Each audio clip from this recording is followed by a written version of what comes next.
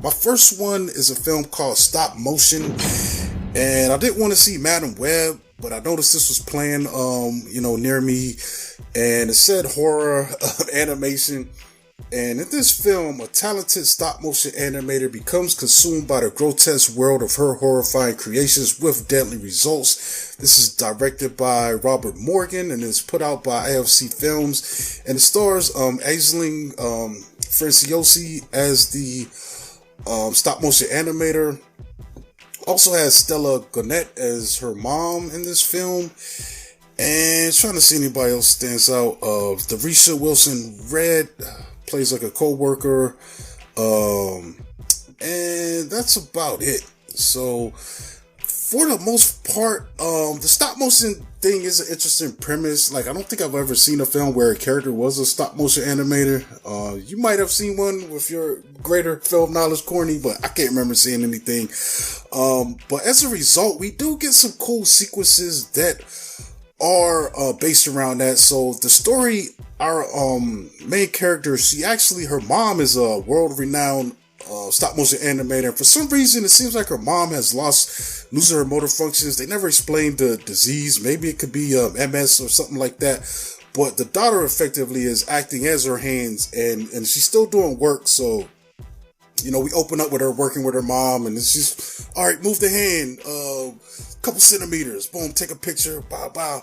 And you get the sense that our character, she wants to be doing her own work and not be working on her mom's ideas. Her mom seems like a control freak. She even brings up the ideas like, why don't we try something different or try something new, or can I make up the story? And they have a confrontation, and it's kind of weird. Like, the mom is really overbearing. She's in the studio already one day, and she's like, okay, so what are your ideas? Which kind of catches her off guard, and you kind of see she freezes. And then the mom is kind of like, yeah, that's what I thought.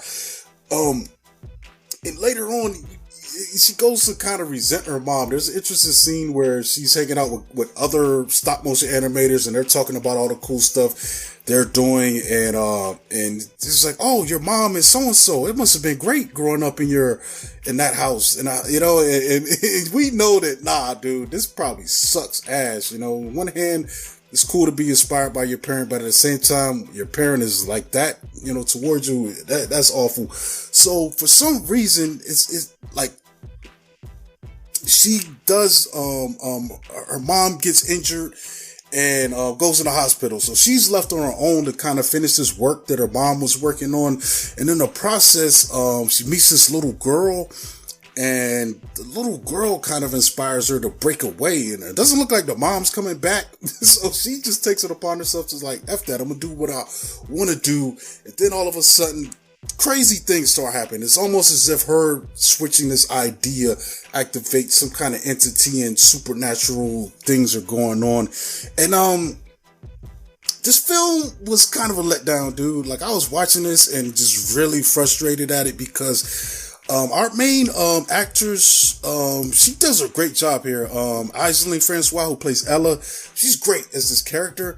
Even the mom, that scene was great, but this movie, it's such poorly made in so many parts, man. Like, anytime there isn't stop motion animation going on the screen, this thing drags ass. And it's not even, I don't think this thing is, hour 43 minutes, felt like 2 hours, dude, like 3 hours, like not 3, but mine it says long, hour, man. 30.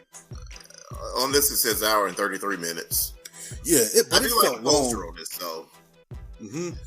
Yeah, it's a cool poster. It felt long, man, but there were some really cool, the animation stuff, because what happens, man, this little girl pops up and it's kind of strange. You're almost like, everything that she's encouraging her to do, and she's doing it. We actually see that animation, but then there's this other thing going on with this entity that's awakened, that's doing other stuff. And man, these sequences are so cool, but they're brief. You might get a couple minutes, then you got to go back to the slog fest, which is the life and the relationships. It doesn't really work, man. It's just it's just really poorly done, man. The outcome was terrible, man. Like, yeah, dude, I was let down, man. Like it got to the point where I'm just spacing out and I'm just grueling. It's grueling. It gets grueling, man, until you get to those sequences which happen. Say you got 20 minutes of just terrible dialogue and world building and story for a few minutes of these cool animation sequences. I kind of wonder who worked on those because they were really well done, man. It's also a testament to how powerful that medium is and that it's still kind of popular. Like, we're still getting films to this day made in that way, whether short films or even long form films like Marcel the Shell. Or Leica Studios. It's kind of cool, but like I said, it's ultimately it was kind of a letdown, man. You know, hopefully though that people recognize, you know, some of these actors. I think they definitely deserve shots. It's not bad because of them. I just feel like it kind of loses itself in the story that it's trying to tell. You know, it gets just really muddy, man, and just confusing. You know, except for the animation parts, man. You know. Yeah. But yeah, it's really limited, so I think it probably will be going to streaming soon, the release on this.